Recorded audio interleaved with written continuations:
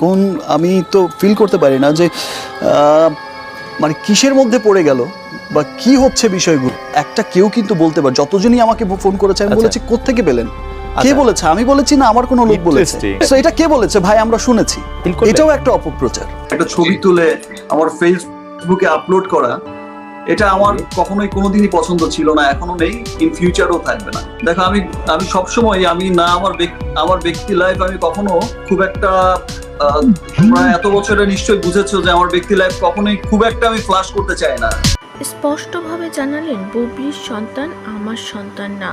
আমি কি কখনো বলেছি যে আমার মেয়ে হয়েছে ফেসবুকে একটা স্ট্যাটাস দিয়ে দেওয়া মানে সেটা আমার হয়ে গেল, এমনটা না। এবার বিস্ফোরক মন্তব্য সাকিবের। বীরের মতো শার্লিনকেও অস্বীকার করলেন শাকিব খান। বুবলি বাচ্চা হওয়ার প্রায় 1 মাস পর একটি স্ট্যাটাস শেয়ার করে জানিয়েছে যে শাকিব বাবা হয়েছে এবং তিনি দ্বিতীয়বার মা হয়েছেন। কিন্তু এবার যে পুরোপুরি বাবা হিসাবে অস্বীকার করল শাকিব খান। তিনি সমাজ মাধ্যমে জানিয়েছে শার্লিন আমার সন্তান না, আমি কখনোই শার্লিনের বাবা হতে পারি না। বুবলি পুরোপুরি আমাকে ফাঁসিয়েছে।